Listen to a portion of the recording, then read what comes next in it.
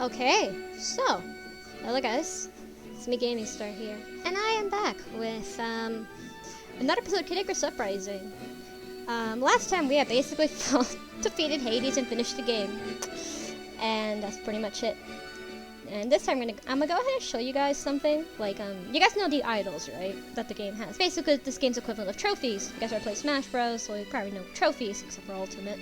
But yeah, I pretty much have every idol in the game, including all the idols, and I scanned them all because like they're online. That's how I scanned them. So I'm gonna show you guys this episode, every single one, and I mean literally every single one. Literally, including the AR exclusive ones. Those. Yeah. This is my first file. This is where I got all of them. So I got most of them in my first file. And that's the reason why I'm doing it here. My other file, the Let's Play file, doesn't have that. So this one instead. And I'm also going to read descriptions as well. There's like over 412 of them. So we're going to be here for a while, aren't we? Yeah, we're going to be here for a while. Look at how many are. This is all the way to even. And also, see something interesting. You guys see the camera icon. The camera icon basically means I scanned them. So every single one has a camera icon because I scanned them all. That's why. I don't know if I'll read every single one, but I'm gonna at least show you guys and maybe read some of them. I don't know. I might read some of them for you guys. Not all. I don't know if I read all of them, but let's start. Pitt, our hero, the captain of Palatin's personal guard. Pitt is a powerful warrior despite his youthful appearance, wielding many new weapons and gifts from Palatina. Pitt is no longer limited to a bow in his past adventures. Palatina, the goddess of light and ruler of Skyworld. Palatina guides Pitt through most of his journey, using her powers to help him protect the humans of the surface world from her arch nemesis, Medusa, goddess of the underworld. The Fiend's Cauldron! Dropping hearts into his pot raises its intensity, making enemies stronger, but also causing invaluable weapons and items to appear. If you fail to level, you'll lose hearts, though you can choose to continue at a lower intensity. Power of Flight. Palatina's divine power keeping Pitt afloat during his air battles because Pitt can't actually fly. Palatina controls the flight path and destination, ensuring he lands before the power's roughly 5-minute time limit expires and Pitt falls. Medusa, Queen of the Underworld. The one-time Queen of the Underworld, exiled by Palatina long ago, 25 years ago. Now 35. Remember, recently started 30th anniversary of the original game recently. I just had to say that, didn't I? For once, Pitt has defeated her once and for all. It's so it seemed. Now resurrected and thirsty for revenge, Medusa leads an army far more powerful than before. Twin Bellows the Ferocious, two-headed dog, hence the name, that guards the underworld. Medusa unleashes Twin Bellows during an assault on the human city, using magic to supersize the bicephalous puppy, but for Pitt, the louder the bark, the harder they fall. Magnus, the mightiest human swordsman of all, this time with massive blade and experience as a mercenary. Magnus is a powerful ally against the underworld, but his hard exterior and mask he seems through tragic loss of a child. And yes, that is actually a thing. So if you throughout the whole conversation during the Dark Lord Gal fight in Chapter 2, you could actually hear that. And that's actually a reason as to why he's going. That's actually the reason why he's fighting. And it's an actual thing. I've never shown that full conversation because I defeated him. I defeated Dark Lord Gal before, before we got the chance to hear the whole thing. But yeah, that's the actual reasoning. Dark Lord Gal, a general of the underworld army, leads thousands of infernal troops and violent crusade against the surface. Gal's armor emits cursed magical energy that gives the Dark Lord the ability to float mid-air and fire magic missiles. Gal, brave Gal, had once been a spy for the surface world, tasked with assessing the strength of the underworld army. Sadly, she was captured and forced to don the cursed armor of Dark Lord, making her little more than a slave to evil. Three-headed Hydra, an enormous three-headed flying dragon. Each Hydra has its own personality, causing them to constantly bicker and argue. Lucky for them, the heads can survive if ever separated from their body. Hydra head. After being severed in their shared body, Hydra heads are free to go their own ways. One is dumber than the other, so Palatina is able to deliver her pheromones, giving the Pit chance to slay once and for all. Did it just freeze? Oh, it did? Okay. Hydra Reborn. Hydra's incredible regenerative ability allows its new final head to regrow a new torso mere minutes after his decapitation. After resting by a lake to regain his strength, the beast later waits to take his revenge on Pitt. Great Reaper. An elder Reaper who has grown enormous feasting on the souls of Reaper Fortress. Despite his mighty stature, the Great Reaper will sometimes use magic to shrink himself and enjoy a relaxing stroll through this accessible Death Castle. Goddess of calamity Pandora. The goddess of disaster and calamity Pandora builds the labyrinth of deceit, where she's fought to using the mirror of truth to create underworld troops. Though she sounds jaded, it's just an act. She delights in trickery. Mirror of truth. Sent to reveal the truth, the mirror is also thought to use by Pandora to transform souls into underworld monsters. Pit destroys with a kick, accidentally bringing about the creation of Dark Pit in the process. Dark Pit, a flawed clone of Pit created by the Mirror of Truth, he has the most of Pit's strengths, and he can even fly with Pandora's powers. While he sees Pit as a rival, the two share a strange inherent connection. Poseidon. What was he once? The god of the sea, a silent observer of the invasions of the surface world. Poseidon grows annoyed with the underworld's antics and grants a request to Palutena by opening the way to Thanatos' seafloor palace. God of Death Thanatos. The god of death, bored with his 9-to-5 guiding souls to the living their final resting place, Thanatos turns his work over to reapers and leisurely passes days in palace deep beneath the ocean. Thanatos, Transformation 1. A talented shapeshifter, Thanatos takes various forms to fight. As a sword, the god of death is quick to stab, yearning openings with his many points. When he transforms into a foot, a crushed stomp is sure to follow. Thanatos Transformations 2. Thanatos' alternative forms give him dozens of unique attacks, whether an urn, a bat, a nesting doll. Thanatos' wild transformations are only to understand by fools of Death Wish. Underworld Key. Held by Thanatos, this jewel unlocks the entrance to the underworld. Though the underworld and the overworld seem close, they are quite difficult to cross between. If free passage were allowed, there would be no telling the living from the dead. Space Pirate Captain. The leader of the space pirates, although weaker than his shipmates, the captain, his true name impossible for human tongue to pronounce, somehow managed to take change to sheer boysness. Fussy is not very popular. Also, what's interesting is that the color, you can actually notice here how the color of, like, I'm pointing, how the color actually changes, like, on the bottom. I've always found that to be really interesting. You can also use them in AR as well, but I don't have AR cards, so I really can't do that. I don't have AR cards. Why did I scan all these? If you're wondering about the AR cards, online. It's called scanning them because, you know, there's already digital versions of them, so I just scan them through there.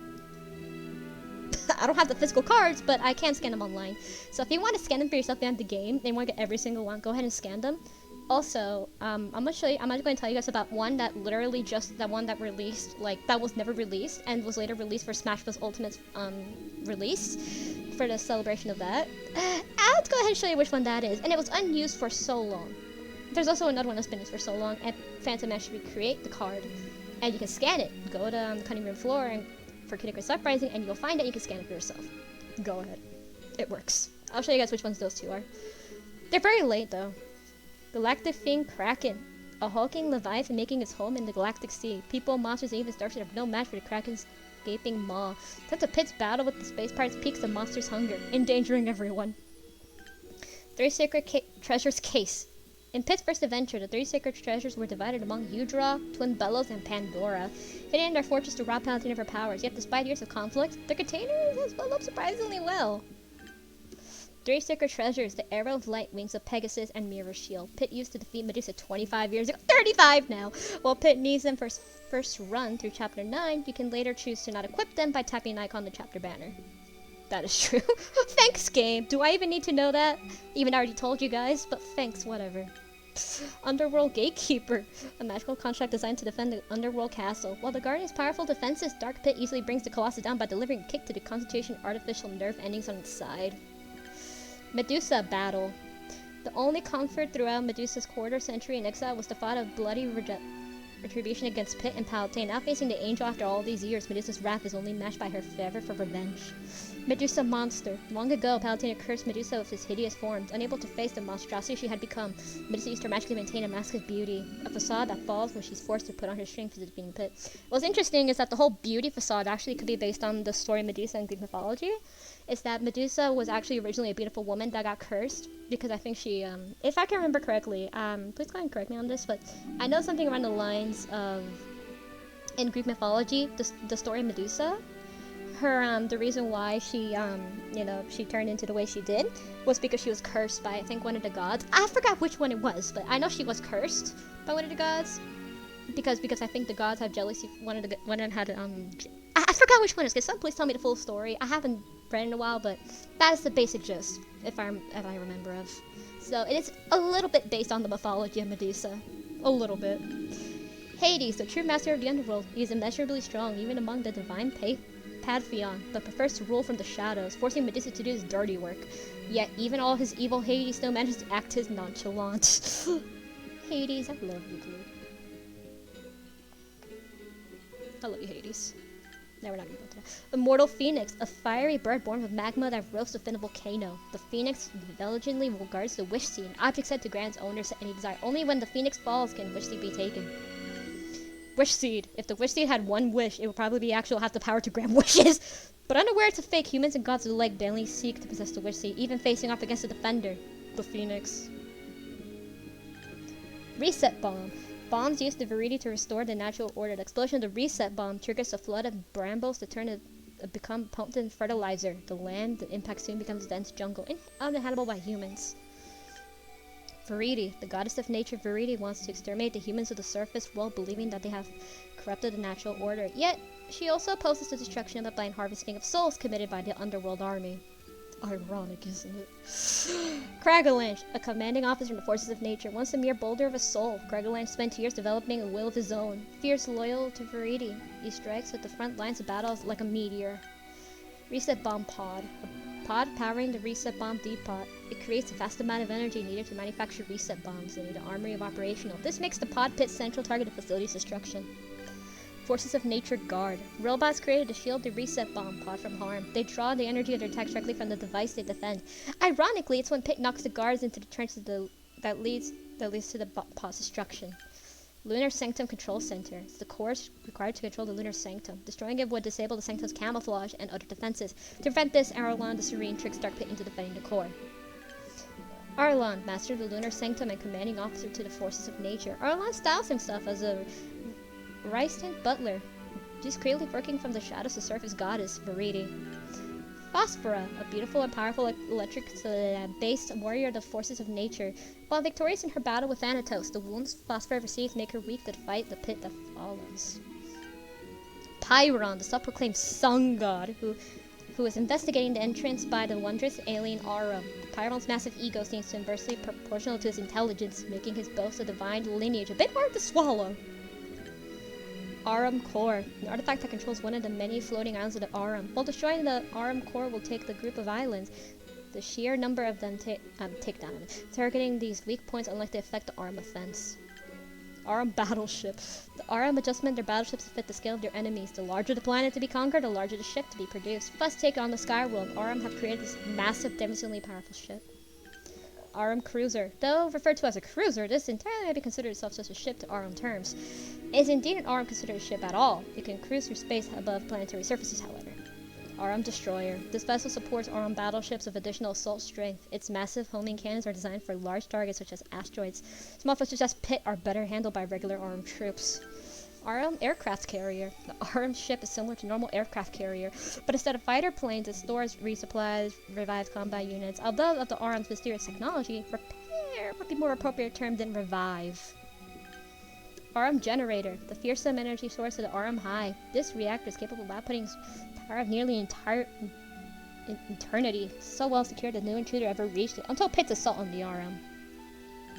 Arum Brain, the central cortex controlling the entire Arum Legion. The Arum Brain has no will of its own, only living to give an endless stream of orders to the forces acting as its swords and shields in the fight to protect the Arum. Arum Pyron.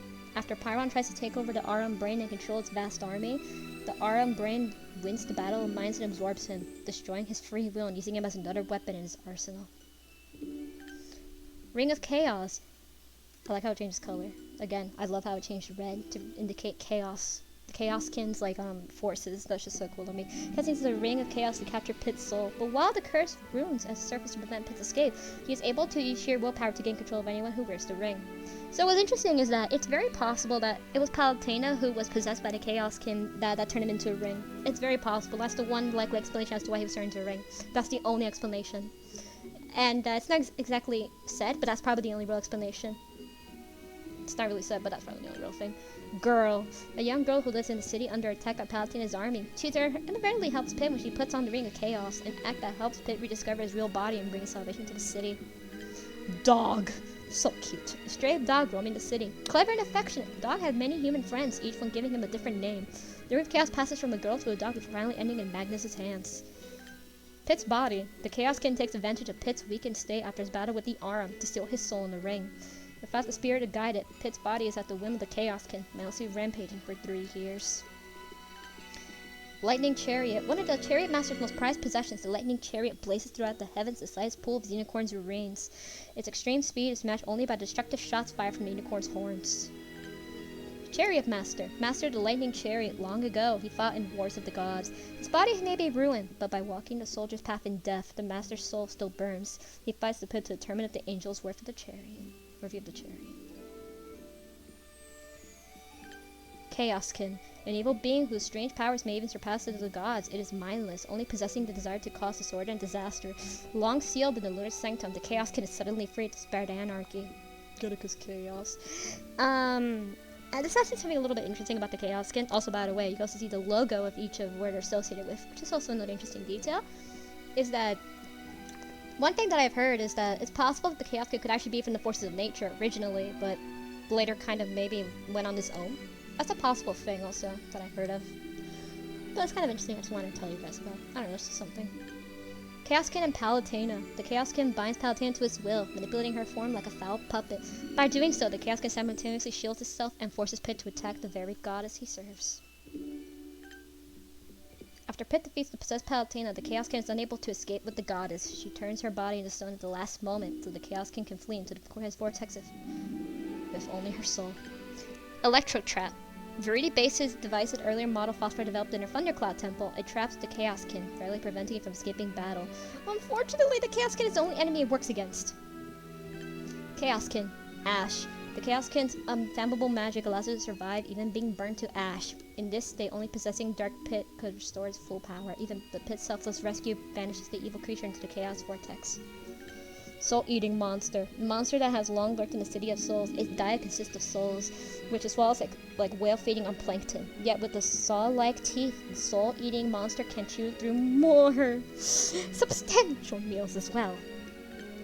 Amazon Pandora. Pandora's original form. Beautiful yet mighty. She is also one of the best warriors in the underworld. Yet a blunder cost to the goddess her body, forcing Pandora to take the form of pure manifestation of her will. Hades' heart. At least as close as the heart as someone like Hades could have.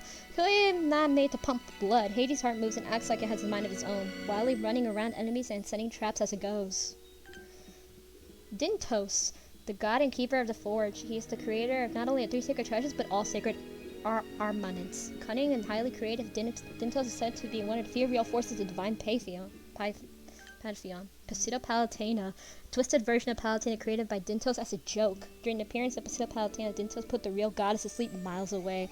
This amazing feat is evidence that Dintos' power exceeds even that of Hades. Damn! Okay, so remember this. Dintos is more powerful than fucking Hades. Remember this. Great Sacred Treasure.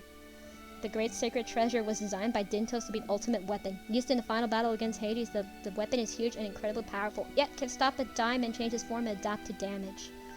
Hades battle. Hades prepared the final battle covered with missiles, whose body is quite literally a weapon of mass destruction. Only Hades' selfish protection of the underworld's bottom line keeps him from going all on a pit. Great Sacred Treasure, Pursuit Mode. As Hades rushes the surface world to refuel the souls, the Great Sacred Treasure jetsons its heaviest parts and enters the high-speed Pursuit Mode. Equipped with a Gatling turret, its guns can fire both bullets and ring lasers. Great Sacred Treasure Mech Armor. Shedding even more parts from Pursuit Mode, the Great Sacred Treasure takes a humanoid form. The versatile mode doesn't require any specialized controls. It actually moves as if it were extension of the user's own body. Hades, new legs. After being cut in half by the Great Sacred Treasure, Hades heads to the surface world to regenerate his legs. Because this trick uses an immense number of souls, it's unusually invincible. Hades suffers damage in the process.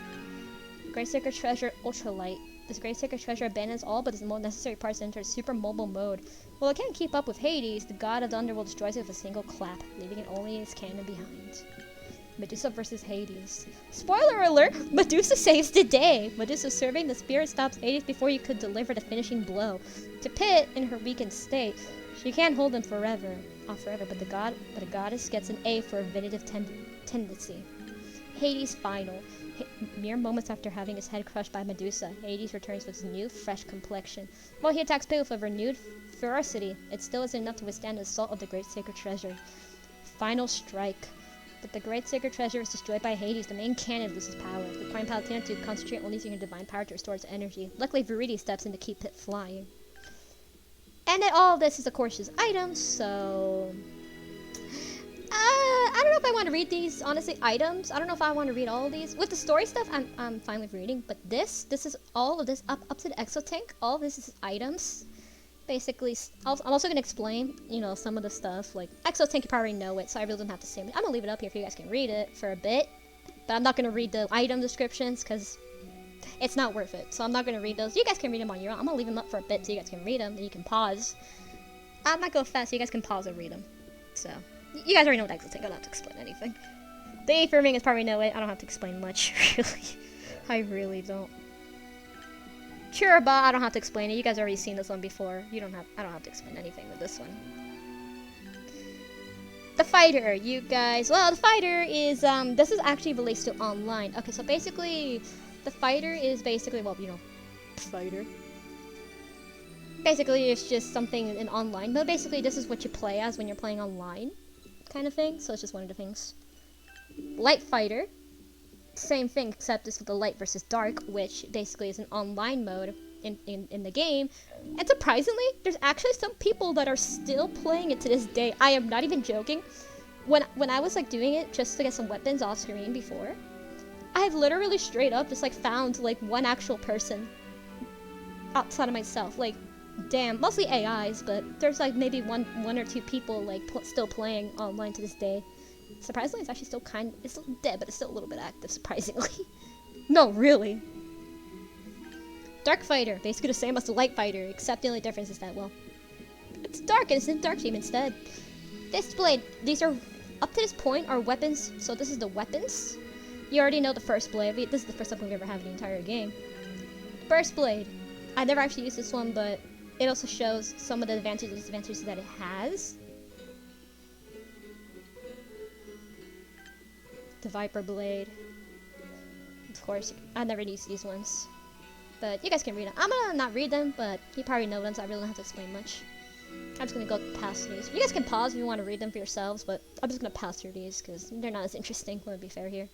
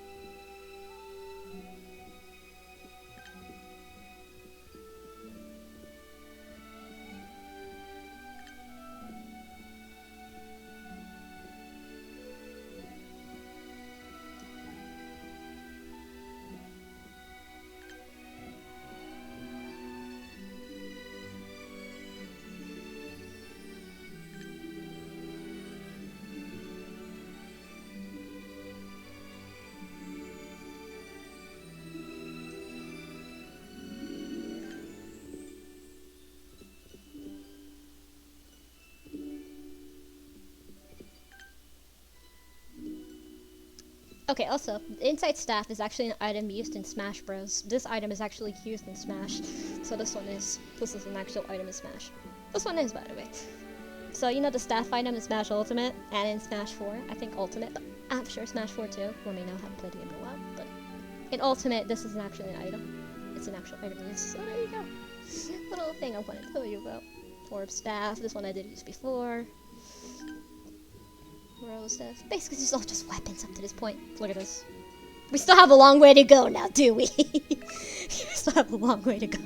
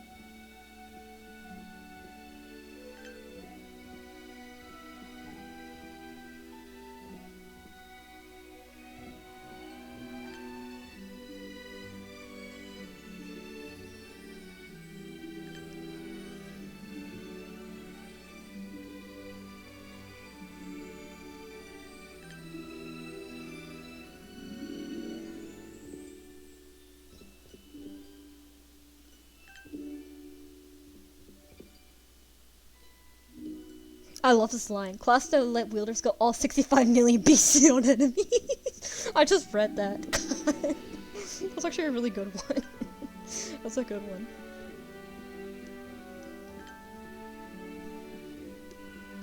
This one I did use before as well. Beam force. Oh, this one! Verity Claws. You guys never seen this one before. Okay, Verity Claws. This is basically a weapon that you unlock through achievements. You unlock this weapon through achievements. We never actually used it on screen, but this is a weapon you can get. I forgot what achievement it was, but this is only one of the weapons you get from achievements.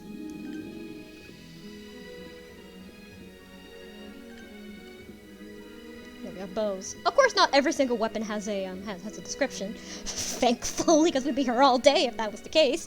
But a good chunk of them do. Not all of them, thankfully, but you know.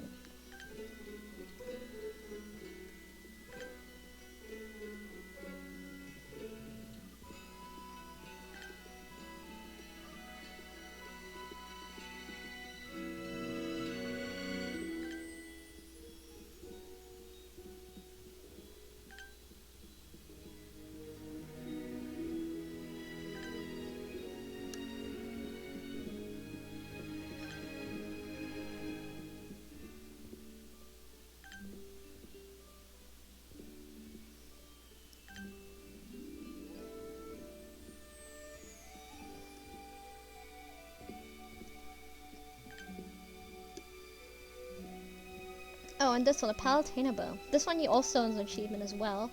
This weapon as well. You can actually get this from Hades' achievements. That's the only way you can get it. It's the only way you can get it, but this one you can never really use until after you beat the game. Phosphor bow. Hey, it's my favorite bow. I love this bow. Then we have palms. Oh boy, really beautiful.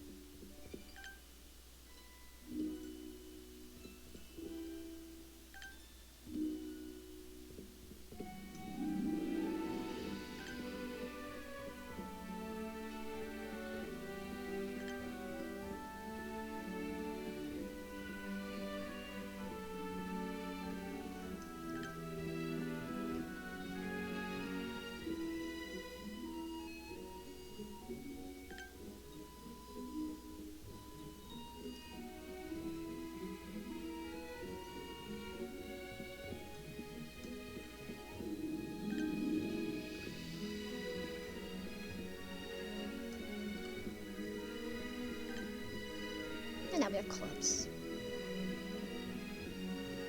This one is an item in Smash Bros, so this one you already know of.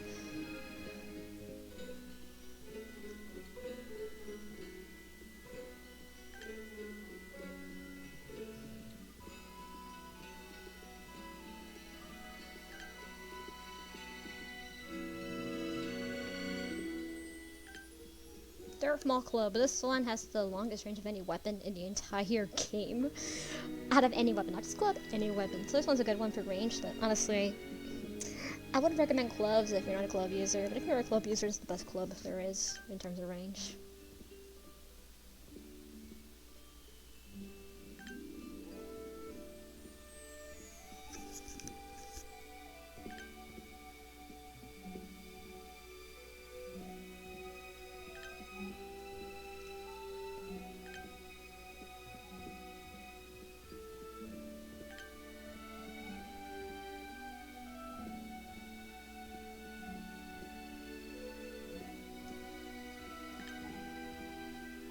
The Magnus Club.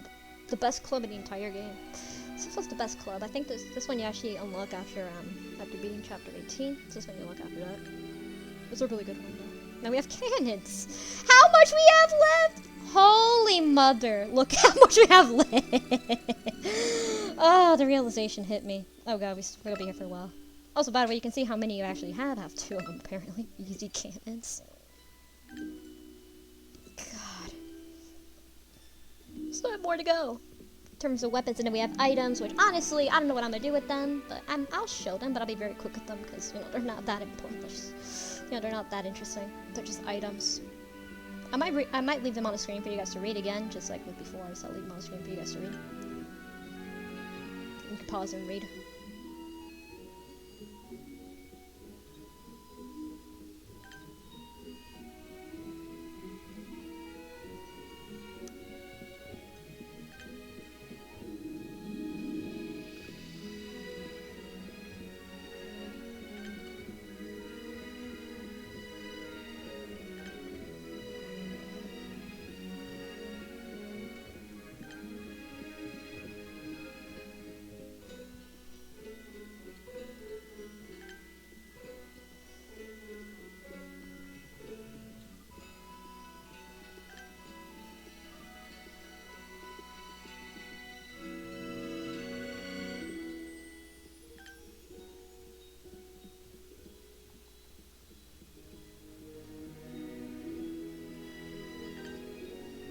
And now we have orbitars. Orbitars.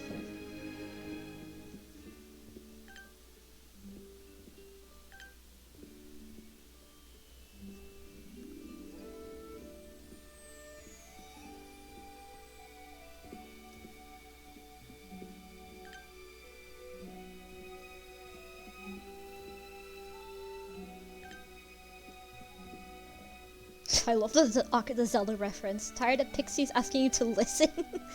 I love the Navi Zelda reference to Navi. It's an awesome reference.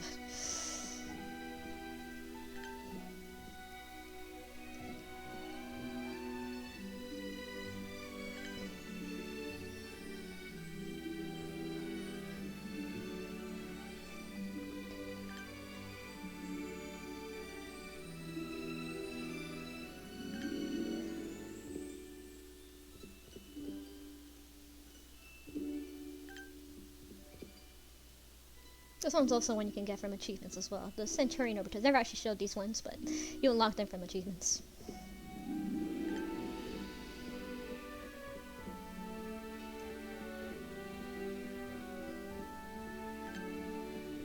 Now we have arms.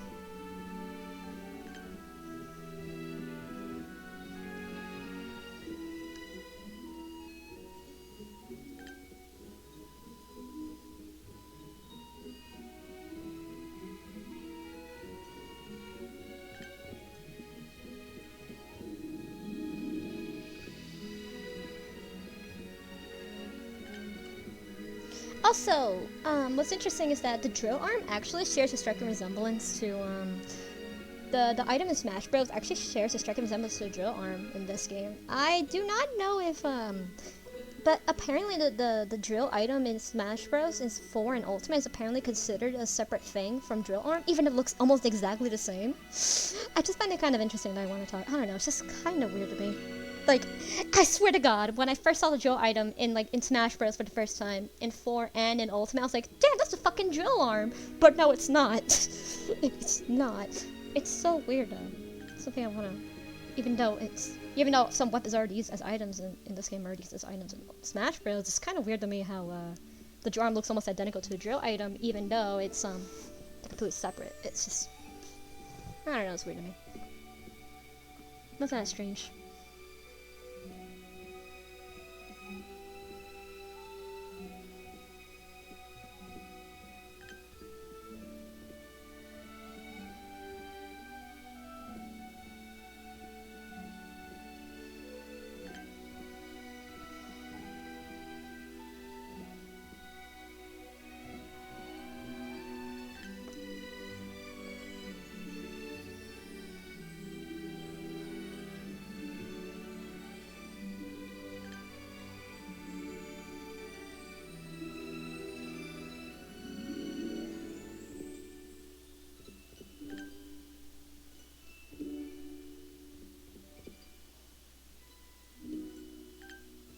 Oh, now we have enemies. Okay, so enemies. This one, these ones are honestly, I could read a little bit of them, but like, these are just, I could read them, some of them, like, but I don't know if I'll read them. I'll just go ahead and just, once I find a good one that'll be interesting for me to read, then for now, but no. I'm just gonna go and let them, so you guys can read them yourselves. These are just enemies, just basic enemies from different forces, like for example, like the underworld monsters onwards, you know what I mean? So these are the ones, not bosses. Here we go. It's just too divine to touch.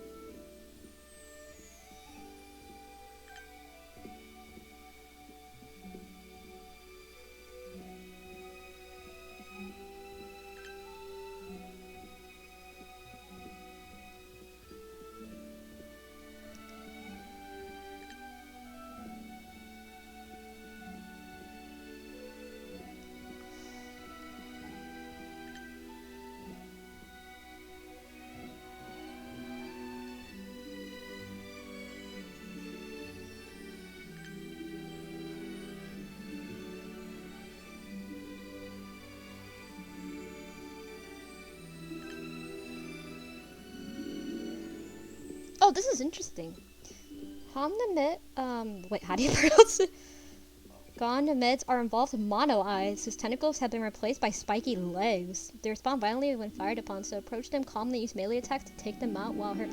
Wait, what? Oh, hold on. So, they're involved mono eyes. I did not know that. Wow, wow, okay. I actually did not know that until now. Wow, okay. The more you learn, huh? I seriously never read this one before, so I did not know that. Wow, that's cool. That's cool. I seriously did not know that.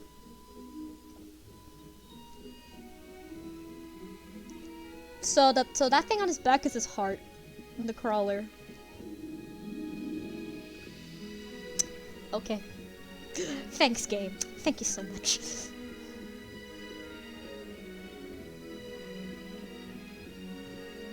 These ones are actually based on something mythology. Most gamers. Their open mouth system apart from all monsters and most gamers. Most gamers. Okay. Thanks for calling. Okay.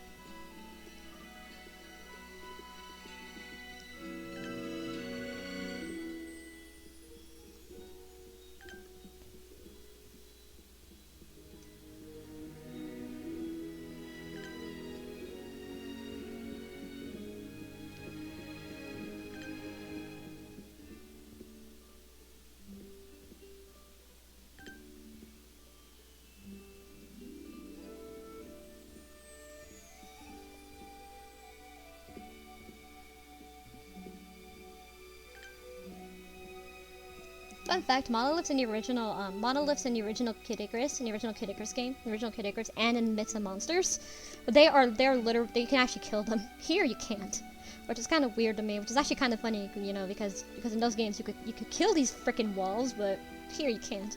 Just something I want to point out. I don't know. It's just a bit interesting. Splin. A fierce amoeba with blades. Oh.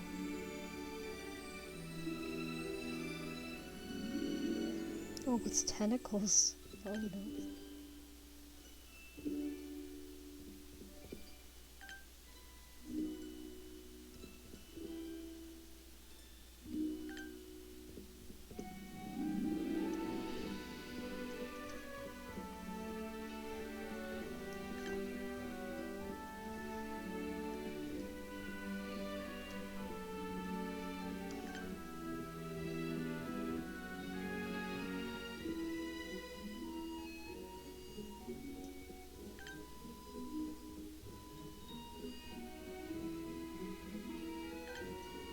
Kometo. While this creature resembles a certain alien life form, the last Kometos are not in captivity, and Skyworld is not at peace. Stray too close and it will latch onto you, draining your life energy, restricting your movement. Oh gee, they don't look like Metroids now, do they, game? Oh yeah, they are Metroids. Because this is actually a little callback to the fact that the original Metroid and the original Metroid and the original Kid Icarus, and also Myths and Monsters and the Metroid 2 on the Game Boy are run on the same engine. That's going to be referencing. It's the fact that literally they're literally the same team. The people that worked on the original Kid Icarus actually worked on Metroid as well.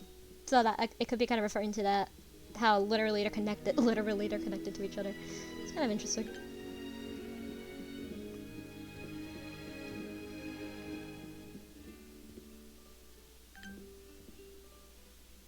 Just something, you know, it's kind of interesting how they literally referenced that with the Kometos.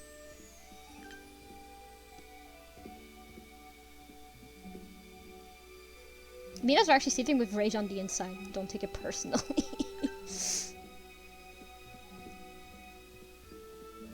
You can't just look away.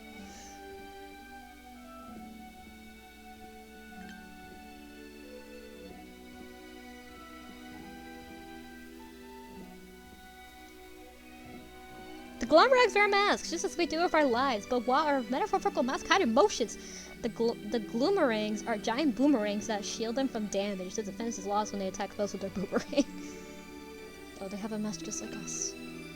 The Reaper. Reapers serve as outlookers for the underworld army. When they spot an enemy, they let out the piercing scream that summons their feisty servants, the Reapettes. They also use their giant scythes to reap the souls of their victims. Shellbow. Shellbow. Essentially an impervious shell with lips. Shellbow fights by biting its prey. The attack reveals Shellbow's only weakness, an eye inside of its mouth. Joke time! Oh god. Why is Shellbow good at dieting? Because it always watches what it eats! Oh!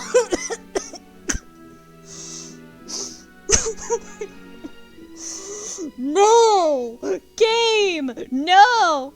Please. No! I love how it literally includes joke time. Oh god, I'm also reading these for the first time as well with you, so oh god. Some of these are actually kind of funny to me. Oh my god. Some of them are interesting, you know, others are just, you know, it's kind of like Smash Bros. Some are interesting, others are not. The Orn. These vengeful ghosts seem to be formed from concentrated misery and regret. All who come to contact with Orn have their minds shattered, with death following shortly thereafter. They're attracted to the life force of their enemies. Oh my god. The joke time, no. Even the little oh at the end. Oh god. Eggplant Wizard. Those hit by eggplants thrown by the Eggplant Wizard are turned into, well, eggplants. Pick an attack in this state. The only cure is time. So you best vamoose if you don't want to end up a babagoosh. Babaganoosh. Babaganoosh. Oh. Clubber Skulls possess unrivaled attack strength capability of destroying even high-level monsters. Because of this red, they're only normally sealed away, only attacking if disturbed. Leaving them alone is extremely valid strategy.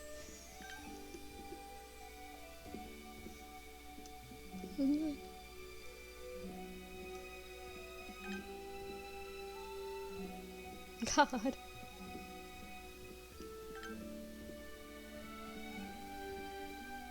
Carrots. If you like lions and motorcycles, man, Leox is 100% the enemy for you. It charges forward, bringing the head down like a hammer. This bone-shattering blow sends out shockwaves that shake the air around it. It's a lion and a motorcycle combined.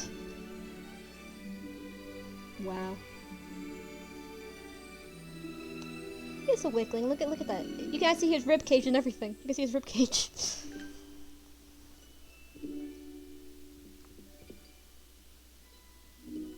Broke itself up in the process. Oh wow.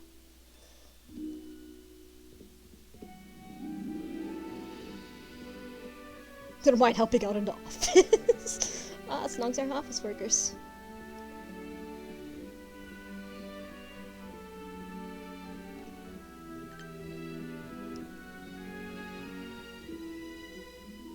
Let's see. A murky underworld genie who resides in the stew. Sydney stew? But the genie doesn't grant wishes. He just tries to drag passerbys into his lair. The pot contains a one-dimensional universe. Those plunged are rarely ever seen again. Oh god. Okay. Brawny claws. Underworld crustacean that blocks Pit's progress by extending his arms and legs. His pincers stretch out on the side but can't extend forward upward. Still technique For lazy little brawny class, but this technique still counts as going quite handily.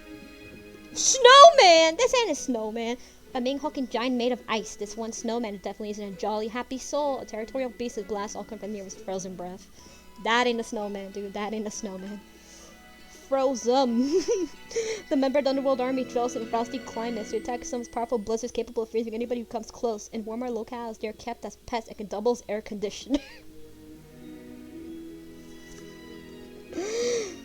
Pluton, this motherfucker! This thief steals items from his victims and tries to dash away before it gets caught. The Underworld Army is willing to overlook these crimes because of the Pluton's fighting power and because evil is what the Underworld Army does anyway. Hey, it's zigzag crest apple sucks. Bumbledrop. Alright. Upright Bumbledrop is an easygoing monster, but when it falls over, it slams into them. Range shots are effective when it's on the ground. Take it out while it's upright. Fast fact, it also loves hot springs. I love how it's kind of somebody's had two personalities. It's kind of funny to me. I love that. Colin and Phil. Once soldiers in Palatine's army, Colins are now cursed to fly around to find poisonous Phil bugs that live inside their bodies. They can be defeated by using melee attacks and knock Phils back at them. Okay, this one is rarely ever seen, but you've already this one you've never actually seen it close before, but this one does. This is the enemy that leaves the lines. Yeah, this is what it looks like, by the way. It's rarely ever seen though. Also another enemy that you can rarely ever see up close, but this is one of them. That's pretty rare. This one.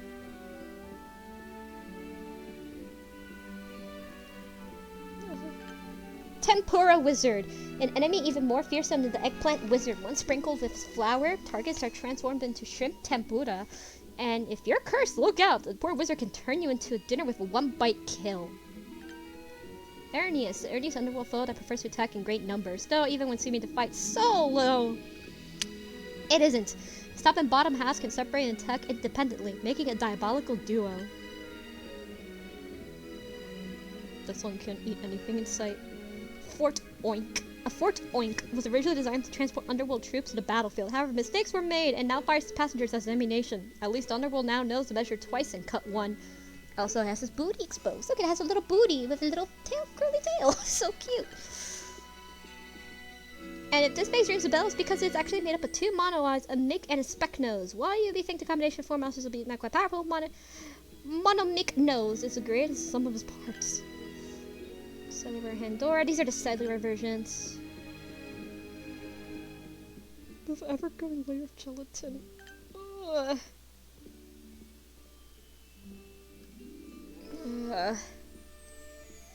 Dangling there and sleeping well like the cutest thing you've ever seen. I do not want to see these motherfuckers sleep. A cellular tomato. Belly from intruders, they act like white blood cells, latching onto the foes and transferring their life source into Hades' belly. Take them out with melee attacks. So they're basically white blood cells. Okay, that's kind of interesting to me. Target stone with beings of light. Regular human hit with this attack could never hope to move again. Cellular Stin Stew, Hades, Bellies, and Trees. Like their counterparts, Stin Stews hide the vessels can only be damaged with melee attacks. Cellular Snog. Belly from the intruders, like the regular Snog, is two massive arms ahead that controls them. Where's his legs, you ask? Out for a walk. Okay, thanks, game. So bad that just a track of a god is just another day at the office. I'm just gonna read certain lines because some of them that I see while skimming. Oh my god.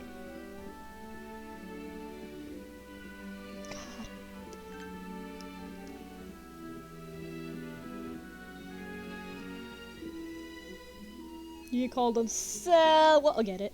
No. Space pirate. Why did it take them so long to get even to space? Okay. Space pirates are the race that travel the galaxies capturing constellations. The armor they wear is actually exoskeleton that shields the glowing creatures within. Yellow space pirates are the most common crew members. Space pirate snipers. Space pirate snipers pick off their targets in a medium range and specialize is firing from a prone position. This stabilizes his aim, and the eye on the top of his head makes up for his vision loss of any position. Pirate Captain that's a very short description. Space Pirate Commandos are equipped with incendiary grenade launchers. Explosives from their shots wreak serious havoc. The Nutski. It's a little Nutski. Tastes great if you get past it's being sentient. It's removing a chestnut from the shell and blessing it with a miracle. So it's basically just chestnut without a shell. Can we eat a Nutski for dinner? Triamite. Hence the pun here on Dynamite. Exploding mines from the forces of nature explode in a loud bang, sending these chunks and sharpnel flying toward foes. Verity sometimes gets playful when naming her troop. Hence the pun on Okay. Zert. Verity has the best news for some of her commanders. Holy god. Zert, after being struck by lightning, this tree gained the power to produce small storm clouds. Zert paralyzes victims and blasts them with lightning damage. It moves eccentrically because of the electricity that courses through it. Blader. These elite forces of soldiers can change their form to suit either land or air battles. This helps Blade adapt their tactics to any condition, even fleeing if necessary. They also serve as field commanders, doing so simple orders. Dippledop look like a pincher plant. It doesn't capture or eat bugs. Rather, it stores moisture in its pouch when it launches out to form a water bomb. The water is even magically condensed to make it extra damaging. Parachuter. Not a clever name here. The forces... This one's not a good one. Uses his leaf as a parasite, gliding through the air towards enemies, and it shoots them with blades of condensing air. Notably, parachuter doesn't grow its leaf, but it takes it from other plants. You. Lunchhorn. The string of cannons lies in wait until an enemy draws near, which activates the speed through the air. The turrets located in its joints can be destroyed, but targeting its head is the most effective strategy. Yeah, basically that's what you should do. Pew pew! It's called a pew pew! It's a poop! Oh my god, pew pew. This airboat cannon is equipped with evolved roots that allow it to walk around. From time to time, the lid pops open, revealing an eye-shaped mark it uses to intimidate enemies. The origin of its cannonballs is still a mystery to botanists. Pip. Pips are single-celled organisms with the ability to divide whether they are dealt with strong blow, instantly increasing their numbers. They don't exhibit much capacity to fight beyond a simple desire to easy to live in. Urgle. I hate you. Mobile tree creature, Urgle likes to move towards enemies full speed to flip over like a tea table. While this method of attack may look easy, that's only because Urgle toils day and night to perfect this flipping technique. Hugworm. I hate you. You have a corn on your mouth and I hate you. As burrowed through the ground suddenly appeared, they coil around their prey and loses consciousness, and they gobble it up with a delay. Hugworms are fear of being cooked, so your best strategy is to fire and lots of it. Because they'll turn to popcorn when you get it. They'll turn to corn. Okay, I'm stupid with my jokes too. Toxicab. While deadly fungus like the underworld army Shlum, Toxicab's actually an engineered bioweapon. Not ironically, its natural organism, its many eyes provide a service of poison shots fired to deal plenty of damage. Lafinium, the big guns to the forces of nature. Lafiniums often grow near bases areas require defense to shot powerful laser beam. Not the best flower to use when I'm saying I'm sorry. Jitterfug. Depending on which the mask is facing, Jitterfug looks either an old man or a furious monster. Each of these personas has its own traits. The old man is unaffected with range attacks, while the angry monster is immune to melee strikes. Multi-personality disorder. Boom Stomper. Boom Stomper. A gigantic masked rocket scribe of ruins is given the gift of life. With its tremendous weight, walking is struggle, yet Boom Stomper uses the bulk as advantage, toppling onto foes of heavy attack. Mava defends itself with a sphere of water, allows friendly fire to pass through. This makes it ideal for frontline soldiers, forces of nature. But don't give up, persistent attacks will eventually break through the Mava shield. Badut. In the air, Baduts are, I love that saying that. On land, they link together an electrical trip to their enemies. Kind of reminds me of that one Pikmin 2 enemy, if you guys remember, where like, in Pikmin 2, like, notice that one enemy that's like electrical, like two bugs that literally, like, you know, put electricity together, like, they're pretty much harmless. Unless one is getting rid of, then they're pretty much harmless. Well, like, it kind of reminds me of that. Best way for them to strike. Bumpity bomb! Here it is! Have you ever planted a bomb only to have monsters run away from it? It's the worst. That's why Verity created this running time bomb. It makes it hard to destroy from far and dangerous up close. So they might want you to just run. Mudrone. I hate you. Splendid creatures with twig-like bodies. Mudrones used to power the earth and water to bulk up. Mudrones will defeat for good. Will be defeated the third time you down them. You better just run. Caca. Caca raises a piercing cry whenever it spots an enemy. The shriek contains supersonic waves that gives its victims disorienting brain damage. Sure, you could try to run away, but best is defending this noisy menace. Skreel. Walking up for Screedle is hard to hit. Ironically, it's when it stands as most impotent foes, the creature is more vulnerable. Like most insects, Screedle prefers tight spaces to being out in the open. You guys remember Captain Flare? How I said Captain Flare's the best name? Here it is. Captain Flare! He's the man of mystery. He disappears without a trace. He's the amazing Captain Flare! He shoots guns of space and rips his cape. The very same cape that contains alternate universe Captain Flare likes to disappear into. Dude, that's cool. Dude, that's so cool. Amoeba. Amoeba. Amoeba is a parasitic fungus that inhabits the body of a beetle. Although its muscle has fired, the shell provides excellent defense against frontal attacks. Around attack from behind where the body is exposed. Megonta, I hate you, are giant pill bugs and forces of nature. They evolve for protection using armored shells to deflect all attacks. A solid melee's attack can send it on the back, exposing its weak underside. Fledge. The single-celled organism uses its ability to blend its surroundings to be an effective assassin. Although invisible, the flag makes noise and casts a shadow. It will appear when it strikes, making the best time to take it out. Clobber. The clobber is usually a meek creature and lives in a modest life of restraint, but once angered, it blows up and mutates into an aggressive monster. Those who incur the clobber's wrath are advised to run for 3 days to give it time to calm down. For 3 days! Damn, for me, it's like for like seconds. Damn, 3 fucking days? Dude. Oh, now we have the armed forces. Armed forces aren't that interesting. They do have some. It's interesting, but honestly, not really. I'll only comment this like if there's like a good, it's like something that I really like in here. But overall, you can just read the rest of them for yourself.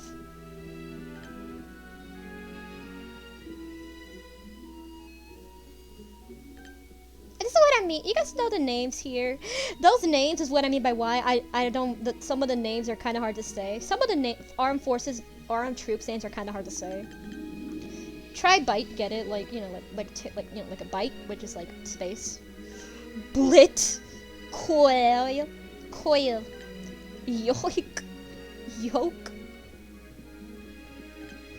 clack. Oh, I get it. Axis. Yeah, I get it now. Okay, I got some of the jokes in here. I'm an idiot. Dose. Plexo. Originally intended to function as solar panels, the armed creature has no particular method of attack. Perhaps the tips and fish they display under pixels like the light rays is a sign of consciousness. They're practically harmless, so these guys are harmless. The only thing they really do is just make shapes. They're freaking harmless. That's really it. Coldness. Man, I hate you guys so much. Coldness.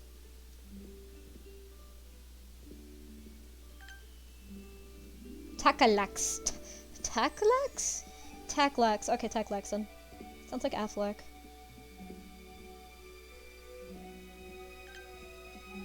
Exonym or exonome? I don't know. I don't know anymore with some of these names. Seal.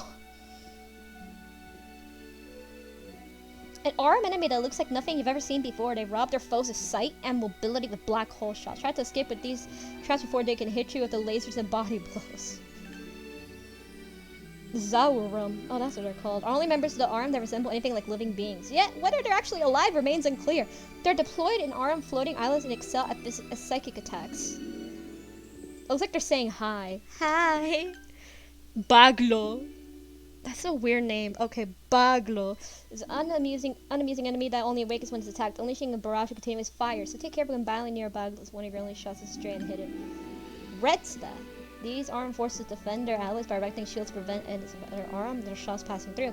Defense exposes their core, so careful you just be enough to take them out. Shrink. What?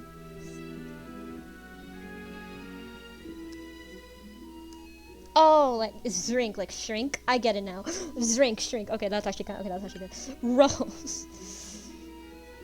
Armed comets are seemingly impossible mass, making them both invulnerable to attack and capable of incredible destruction when striking objects. When hit the ground, they release an analytical compound. Nuclean is a mind the arm often used to conquer planets. They explode when attacked, erupting a wide range of explosions that deals damage to friends and foes alike, so they can be used to Pit's advantage. Biota. Biota flings out floating green energy orbs to attack its enemies. These orbs are designed to withstand almost any attack. But it's possible to use this to your advantage. A melee strike can send it flying back at the Biota. Aramoni. Aram copy, basically. These are gonna be Aram copies. These fiends right here. Aram Mick. Armed copy of the Underworld's Mick. When their obsession with the copying everything. You think they would turn the tide of the battle by mimicking the world's #1 warrior Pit? Lucky for us, they had to catch him first to have that chance. Oh, that explains how they were made. They are Pip, ARM versions of Viridi's Pip. The ARM began the copying process by emulating the outer appearance of the subjects. Although they aren't replicate Pip's cellular structure, they're able to mimic his divining ability. A fire worm.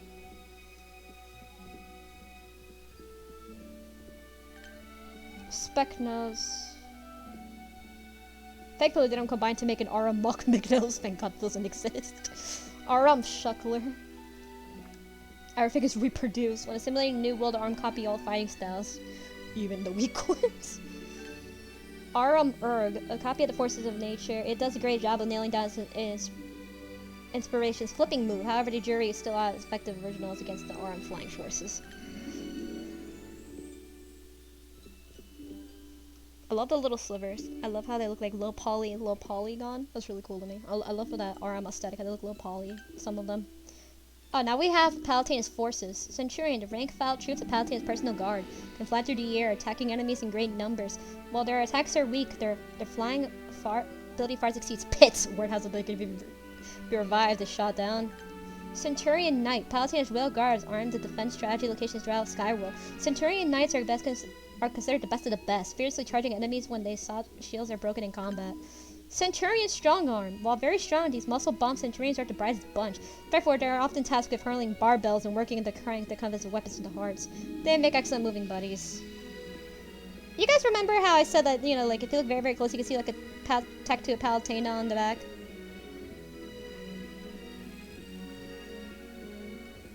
There it is. There it is. There it is. It's right there on the left arm. On the bicep of the arm. It's right there on the bicep. That is fun. I love that. Oh my god, I just saw... Wait, hold on. I just saw something. Hold on.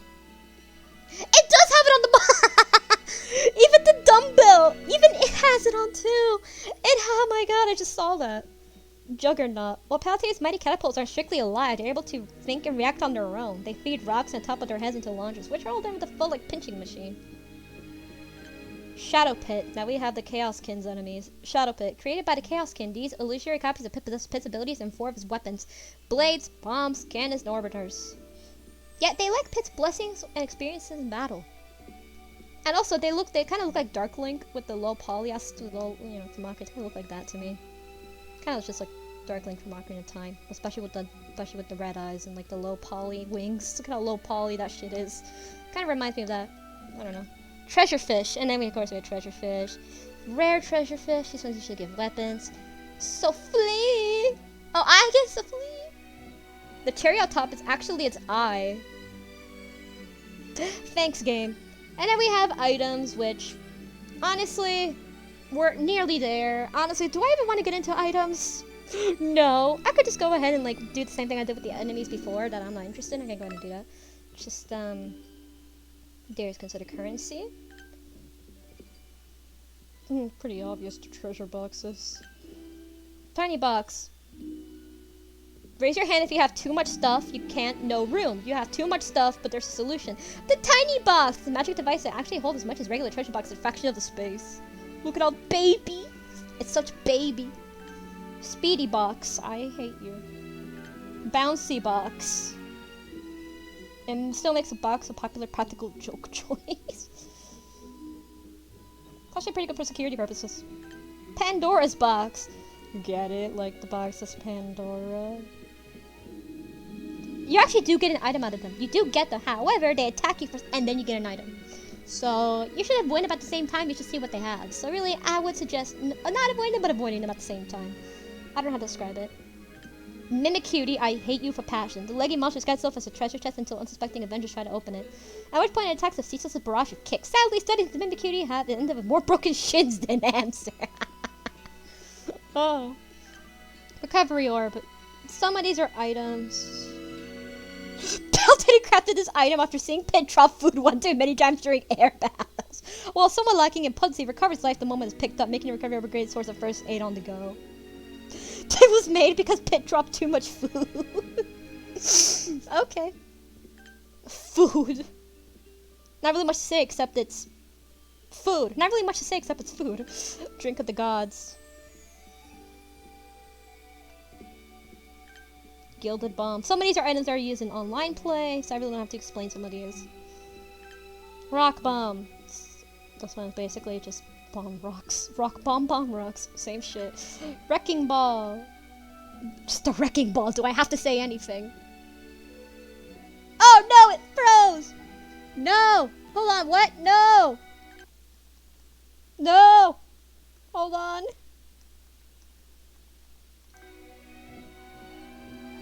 Did it freeze? Ah, shit. Okay.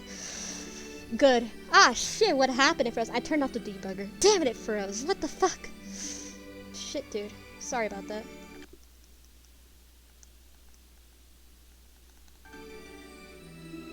Damn it, dude. I'm sorry about that. Oh my god. Mega Marble. Not really much to say here except it's a marble. And it's Mega Marble.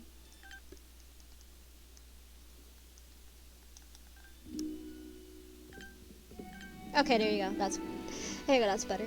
Mega Marble. Basically, it's just a rock bomb, but it just spreads. That's it. Dodge token. This one you've already seen. Basically, it automatically dodges attacks. I don't know what to say here. Impact amplifier basically increases knockback of foes. Power up drop. You've seen these before. I don't really have to say much. It's a powerful item.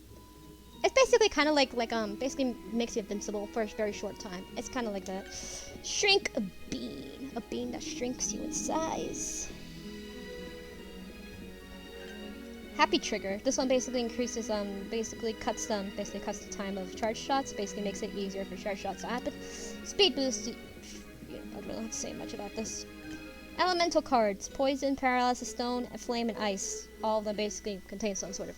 And of course you could also, have weapons that already have those stats, but some items can also be recommended. You can also actually have, the Divine Power, which also gives you that as well. Icy Aura, you've already seen these. Little trick there. Back Shield, you already seen this one before. I don't have to say much about that one. Spike Ball, don't have to say much about these ones, really. It's just, they're items. Centurion Assist, they just help you out, basically. Jump Mat.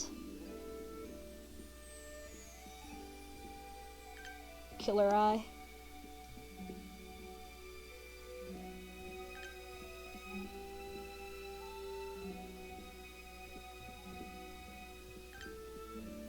Oh yeah, the X-Bomb, I remember you. There's just simple items here, really. Medusa Head. This item is actually pretty rare. We've seen this item back all the way in, like, chapter 24. This one was until there. It's a lifelike model of Medusa, a low poly model of Medusa's head. They fire petrified beams capable of turning victims into stone. They function a lot like turret, making the direction and placement an important decision.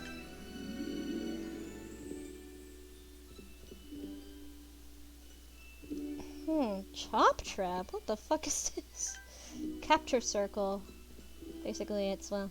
These are used all online plays. I don't like to say much about these. The Giant Marker. Basically, these are used online play, so I honestly don't really need to comment on these, but, you know, they're just there. Some of them were already seen in solo mode, others are exclusive to online. I'm missing this one.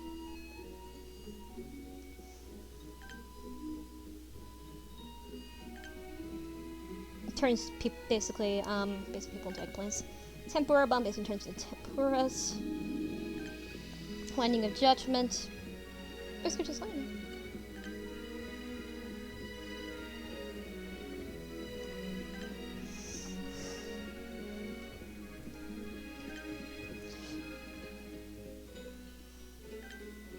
The Daybreak. This is an item exclusive to online play. Basically it's in Light versus Dark or Together mode.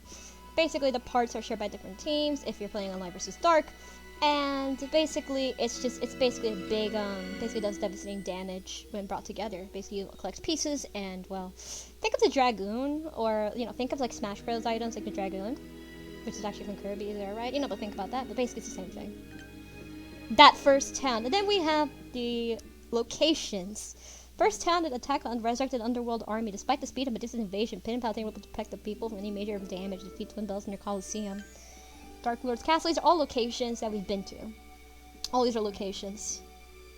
So, I'll only talk about them. I'll only read the most interesting ones, but you can go ahead and read the others for yourself.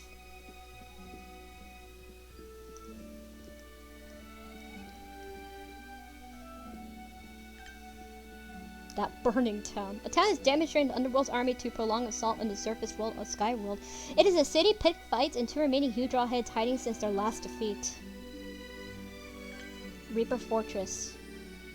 In the center of Reaper Valley sits their terrifying home of the Reapers and their leader, Great Reaper. Intended to be a central hub for spirits traveling to the Underworld, it has become a buffet of literal soul food for a hungry villain. Labyrinth of Deceit. Ruled by Pandora. It's not even the actual thing, but it's a part of it. This is the course part. Labyrinth of Deceit is hidden in space, pocketed fall. The Great Reaper breaks its magic seal. This is just only the course part. It's not even the actual thing. What a lie.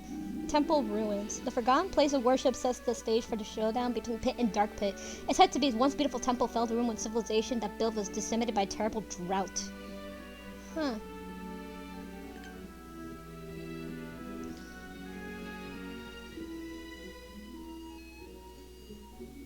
Bubble transport. Space pirate ship. The space pirates are used to, oh, this is so cool. Ship to rob constellations who travel galactic sea. The blade of bow cuts constellation chords. An anchor snatches up the stars. Stored below deck stars are sold and used for fuel. It looks so cool. Look at how cool this shit looks. It looks so cool.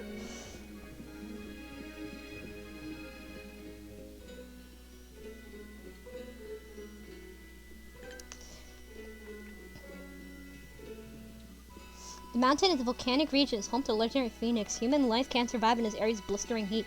In fact, only thanks to Paltia's power of cooling can Pit survive the harsh climate here. That Phoenix Mountain. Damn, look at all that lava. Reset Bomb Factory. These bombs are created by Viridi to wipe out mankind. The first to be dropped detonates directly above the war-ravaged battlefield. Skeletons of human structures can still be seen, overgrown by rubber branches.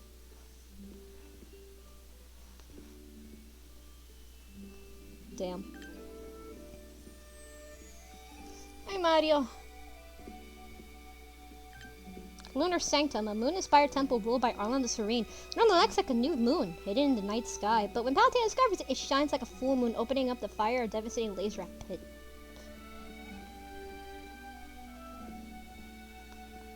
Looks kinda cool though, I'm not gonna lie. The Thundercloud Temple, electrical charged temple located in the storm. Although it's a perfect match for Phosphorus, she's only a recent resident. An actual founder, the original inhabitant of the Thundercloud Temple was a thunder god. It's most likely Zeus, because Zeus is, you know, the god of thunder. So it's very likely Zeus. Just saying, most likely. Arum Island. Arum travel with vast floating islands like this one. Similar to how bees gather pollen, the Arum harvest material from worlds create even more islands. That gives each island a strange patchwork look. Oh, that looks interesting. Wow, even the bottom looks super interesting. Arum Hive. The Arum's base serves as hive of the Arum's battleships. The Arum harvest resources from conquering worlds and deposit them in the Arum Hive to use the production of the ships that guard the Arum as they traveled. Arum Brain Fortress. Ooh, that looks, oh my god, it's massive. I can't even see the whole thing. The spacefaring fortress houses the Arum Brain, which is responsible for controlling every aspect of the Arum, from combat troops to floating islands. The fortress is extremely massive, housing formidable defenses. Decimated Town. In the 3 years that Pit is imprisoned in the Ring of Chaos, this once thriving town becomes a shadow of its former self. When the Pit's return, the stalemate between Viridi, the Underworld, and Palutena prevents an all-out war. Destroyed Skyworld. A ravaged Skyworld laid defenses altered repeated assaults by the Underworld army. While it could be restored to its original splendor, Palutena has delayed all repairs in favor of putting her minions in the front lines of battle. Palutena's Temple. Skyworld Temple is starting point for Pit's missions. Palutena's Temple is surrounded by a powerful force field that protects it from enemy attacks. The size of the force field can be adjusted, although it gets weaker as it's further stretched. Angel Cannon.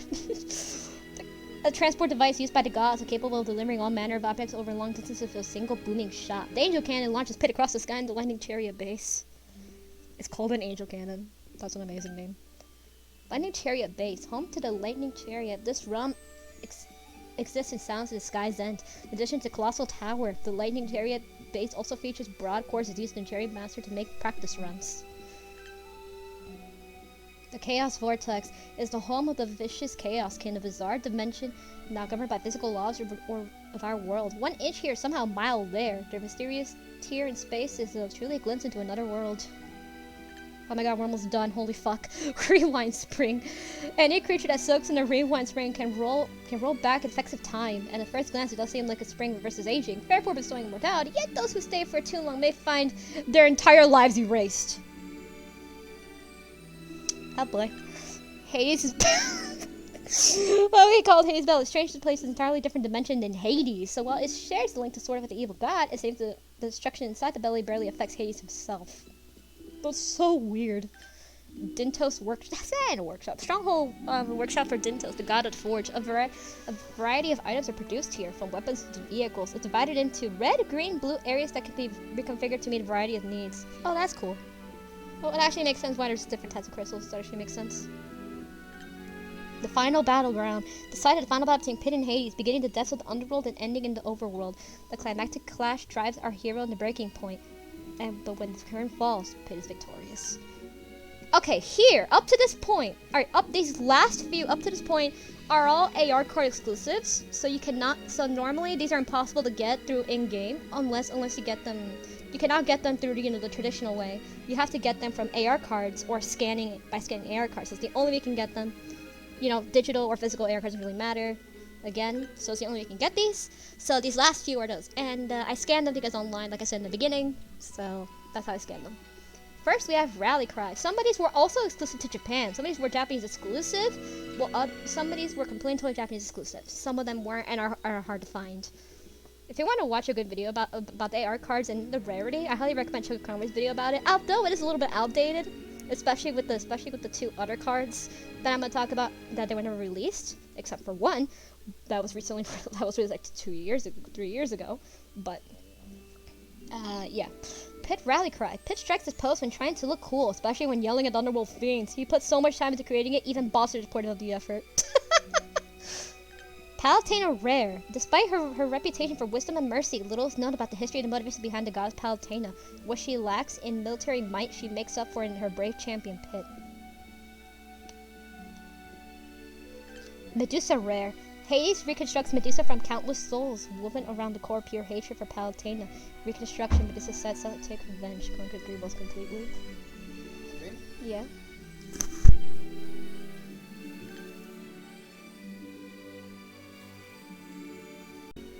Okay, again, I'm back. I just realized I had the mic turned off. Actually... I'm an idiot. Alright. I actually did try to record this part, but I apparently forgot that I had the mic off. Yeah, I'm a fucking moron, okay, guys. Here's Pit Wingless. Again, I'm gonna explain what I did, but I couldn't. Pit Wingless is basically this one. Pit suffers some mortal injury of losing his wings after exceeding the limits with power of flight to rescue Dark Pit from the deep within the Chaos Vortex. It was ended with the Palutena after 3 years. Fate keeps them apart. Dark Pit flying. Being Pit's copy, Dark Pit was originally incapable of flight. However, he gains the ability to absorb Pandora's remains, power to his wings. And while he may not need help flying, he still shares his bond with his counterparts. Pit revives. Pit, after recovery of his wings in the rewind spring, to transport him there. The Dark Pit must first fly through the underworld, finding the spring, which allows Palutena to transport Pit to the very same spot. Magnus and Gal. Years ago, Magnus and Gal were friendly rivals, often working together as mercenaries, each competing to steal another's glory. Dintos gives them a chance to fight together again, testing Pit on his way to battle Hades. Pit injured. Hades shatters the great sacred treasure in one victorious clap. Pit takes the brunt of the damage, unable to rise and fight. Yet, just as Hades moves to strike the final blow, an unlikely ally appears. Pit victory. After Hades' ultimate destruction, Pit exclamation of victory isn't inspired by the thrill of defeating his nemesis or the gratitude he feels for Palutena. Rather, it's a stupendous expression of joy and relief. The final one, the Kid Icarus float. On August 4th, 2011, this float made his debut during a summer festival in the Aomori Prefecture of Japan. Reaching a height almost 40 feet and weighing 5 tons, this float awed spectators with this depiction of Pit and Palutena. You can see Medusa in the back too, by the way. Kind of interesting there. So this. Okay, so again, the last few, these last few, Pit Rally Cry, up to Kid Icarus Float, all of those are AR card exclusives. All of those you cannot get in normal means in game. The only way you can get them is you cannot get them from Idle Toss or from in-game as in-game reward. The only you can get them is AR cards. That's the only way with these. Again, if you want to get all the idols like me, you can actually scan the AR cards through if you don't want to buy the AR cards. You can actually go ahead and scan them for free online, like I did. So that's how I did it, and I got all of them, including the two that. Okay, so I'm gonna talk about the two that were basically seen as the two that were lost and the two you could never get. The two are Medusa Rare and Pit Victory.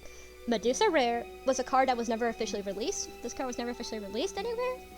And it was never released, so technically it doesn't have an official release yet. This is the only card left that's somewhat lost. Physical doesn't have a physical copy, but it does. But it was never released. But the idol does exist. And as for Pit Victory was actually officially released later on, years later in 2018. During the countdown for Smash Ultimate's release, for Super Smash Bros. Ultimate Celebration of Smash Ultimate, Nintendo on Twitter actually straight up posted the card, and you can actually scan. They did that. It took them years, but they finally did it back in 2018. And the chance, oh hey, by the way, do you want a card? Here, have it. Okay, Icarus fans, you guys want one of the last cards? Only one. The other one you cannot get yet. Sorry. And they released Pit Victory digitally. But unfortunately, there's no physical release of it, but there is a digital copy. But that's pretty much it. And as for the Medusa Rare, how did I scan it even though it never had an official release? Let's just say fans managed to recreate the card. Fans had managed to recreate the card. Its best ability, and it actually works perfectly. It actually works.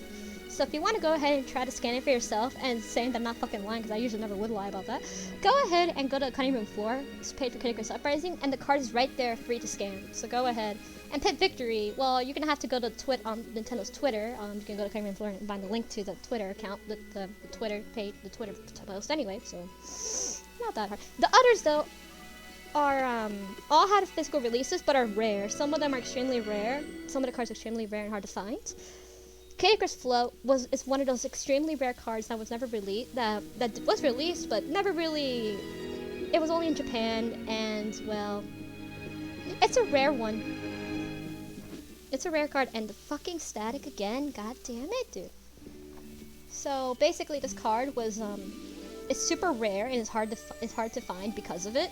Because of it, there's only a few in existence due to the fact that it was basically in the parade, in the summer festival, in the parade, and it was never really released outside of Japan due to that. So that was a rare one. Pit Wingless is also considered another rare card. Again with the fucking static. I'm sorry, god damn it. Pit Wingless is also considered a very rare card as well to find. It does exist, but it's rare as hell.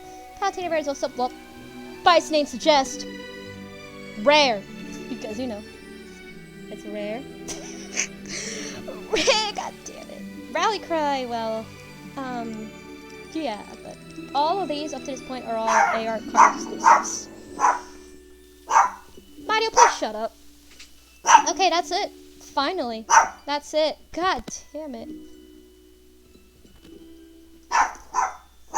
That's it. That's pretty much it. Okay, so that's all the AR cards. That's all of the idols. Every single idol in the entire game is done. God! That was a long one, to say the least. Oh boy, that was a long video. So, anyway. I hope you guys enjoyed it, and hope you guys wanted to see some of this. So, it was kind of a bonus episode I wanted to do for a while. Again, the static is goddamn killing me right now. What the fuck is going on with the static? But, anyway. Idle toss. Yeah, let's go ahead and do one. That's not what I meant to do! Okay, you know what? Fine. Let's just do one more idle toss for the fun of it. I got a Pluton. Fun. That was the one idle toss I wanted to do. And that's it. So that's pretty much it when it comes to idols. There was a crap ton of idols. There were 412 idols in total in-game. A lot. So, including the AR card ones, which are rare. So that's really it. Anyway, so I hope you guys can, Hope you guys enjoyed this video. Please leave a like and subscribe, whatever, and if dislike it, whatever, you know, because YouTube removed dislikes, because fuck YouTube. So, sometimes fuck YouTube, you know.